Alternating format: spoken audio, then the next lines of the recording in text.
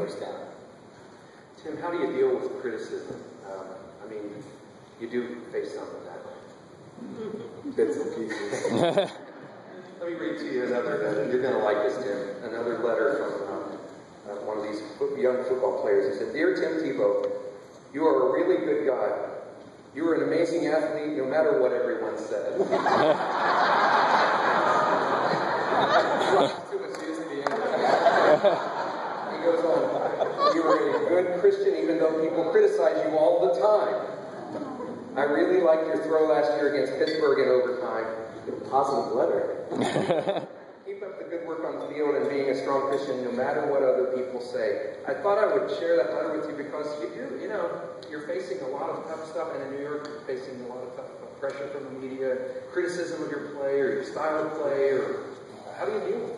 I think first and foremost, if you're trying to do anything that is significant, anything worthwhile, you're going to have people that are going to tell you you can't do it. You're going to have people that are going to tell you you're not good enough, and you shouldn't, and you couldn't, and you won't. But most of the time, those people that are saying that are the people that couldn't, or the people that didn't, or the people that wouldn't, or the people that wouldn't even try. And so many times when I'm talking to kids, you're always going to have people that are going to be telling you negative things, telling you that you can't make it, telling you that you'll never reach your dream. And I had that my entire life.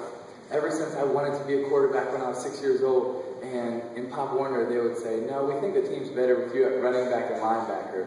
And I know it's my dream to be a quarterback. And then, I got to high school, and they said, "You'll never play quarterback here. You're going to play linebacker and tight end." And so my freshman year, I did. And we were blessed. We won the state championship.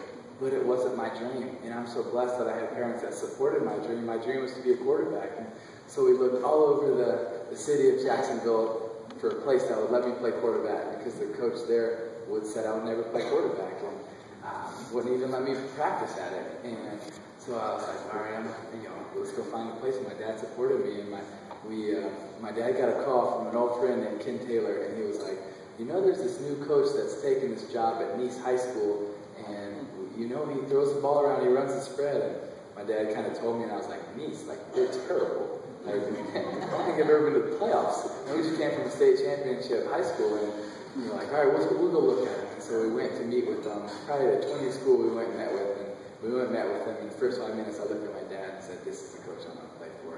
And I won't forget it to this day. On the cover of the Jacksonville Times-Union, it's Tim Tebow's an idiot. He's leaving Trinity Christian, this amazing powerhouse school in North Florida, and he's going to Nice High School. Never won a state championship, hadn't been to the playoffs in the last decade. We're 2-8 that year, 1-9 the year before that. Everybody said, Tebow's are ridiculous. This is absurd. And we just believed it was the right thing to do, and my family supported me. And so, in going into my sophomore year, we had 10 games, 5 at home, and one of those was our homecoming game, and 5 on the road.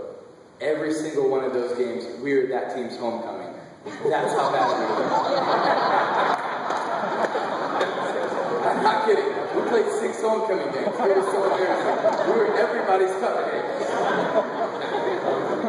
But we got a lot better. And that year we went 5-5. And then more people bought into the program. And it wasn't about how big, how strong, how fast we were. It was about how much we cared. And my junior year we went 11-2.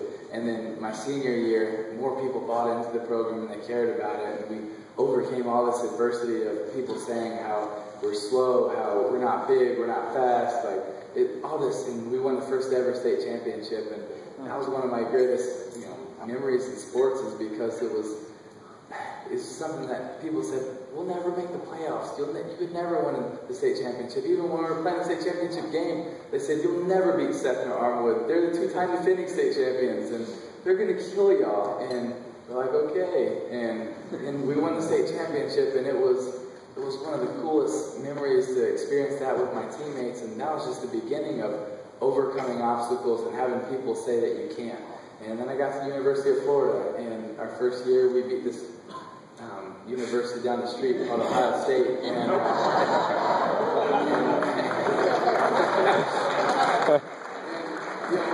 we were so blessed to win the national championship. But that year I was just used as a role player and running and getting third downs and jump passes and trick plays and all this stuff. And then it was, you'll never be able to be just a regular quarterback.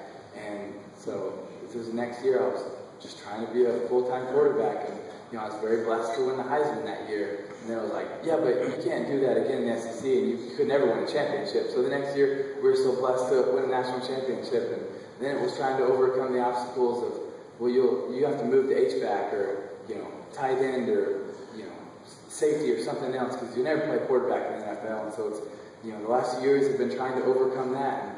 And, every single week is trying to overcome something else. And, that's exciting. People are always going to say that you can't and that you shouldn't and that I won't. And, I'm just so blessed because I don't have to worry about what everybody else says. That's something I learned early on at Florida. Is I'm so grateful that I don't have to live up to everybody else's expectations. I can do what I want. And I can try to become whatever I believe I can become as a quarterback, as a football player, as a person.